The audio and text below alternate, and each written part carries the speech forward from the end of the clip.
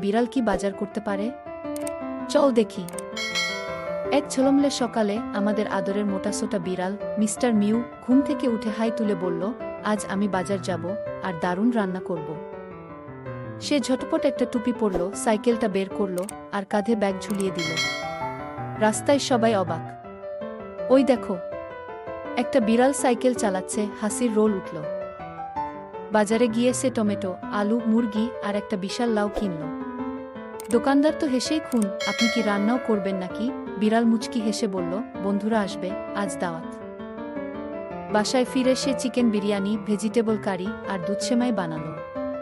কুকুর, খরগোশ আর বানর এলো।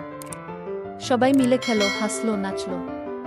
দিনটা শেষ হলো একটা গ্রুপ সেলফি দিয়ে। আজকের বাজারে মজা ছিল জমজমাট। বন্ধুদের সাথে এমন মজার দিন কাটাতে কার না ভালো লাগে? তোমার পোষা প্রাণী থাকলে তার মজার গল্প আমাদের সাথে শেয়ার করো।